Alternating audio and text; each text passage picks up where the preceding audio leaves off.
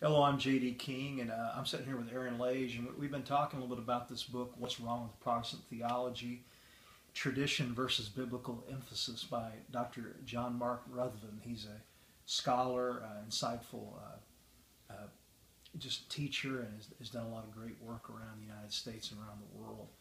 Now, Aaron and I here, we've been talking about this. Both of us have been very powerfully impacted by this, but I think Aaron wanted to ask me a few questions about this book.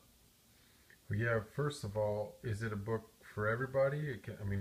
Yeah, anybody could read this. I mean, it's dealing with some very powerful and kind of substantive Bible ideas, but I think lay people need to read this. Anybody. Church leaders really need to read it. So anybody be able to understand it pretty well? Well, it is written in a very simple language. It does include a lot of, scripture references and, very meaty ideas, but I believe just about anybody who'd really want to study this could probably handle it. Yeah, I got a lot out of it, and he's funny too. It's enjoyable to read. If you were going to pick one thing, though, what's probably the favorite thing that John talked about?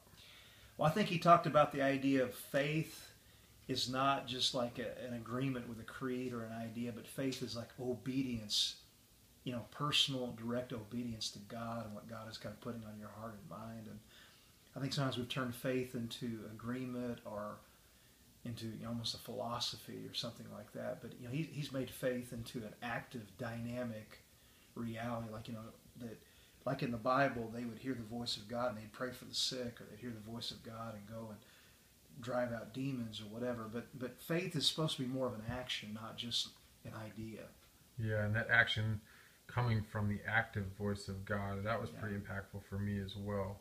Yeah. Can you talk about that a little bit, like with the active voice of God? Yeah, I mean, John, I believe, successfully shows over and over again through the Bible, both Old and New Testament, that the early Bible people, the people who lived in the Bible, Paul, even Old Testament figures, they were people who were hearing God's voice in a very dynamic and personal way, and they believed in and they were responding to and expecting God's voice to be an active part of our life.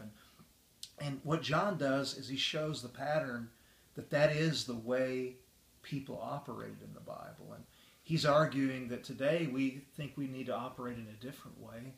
And so we're not really willing to follow the actual pattern or model of what the Bible teaches. And yeah, I think that's probably my favorite thing, is that he talks about how we need to look for what the Bible emphasizes instead of what our tradition says. Can you tell everybody why that's so important?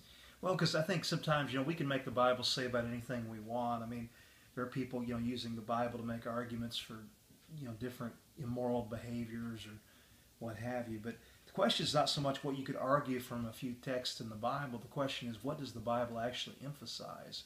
Do we see in terms of repetition? What do we see in terms of actual experiences of the people in the Bible? And I believe Ruthven actually successfully argues that we should expect to be a people who are encountering and experiencing God and hearing His voice and really living in a dynamic way. So, if people read it, what's the change that they can expect to happen?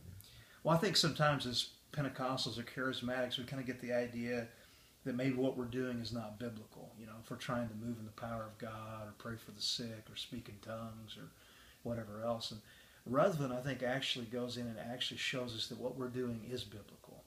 Right. And he gives us a theology, a sound theology, that shows us that we are, in fact, trying to do what God has, in fact, asked Christians to do. And I think that's kind of encouraging.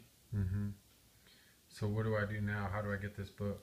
Well, I think you can order it on Amazon.com. They still got some copies. World Revival Network has a few if you want to get a hold of us. But I know the question comes up, can you get it as an ebook? Sadly, not yet, but I want to encourage everybody to pick this book up, read it, be challenged, and see more how we could operate in the power of God.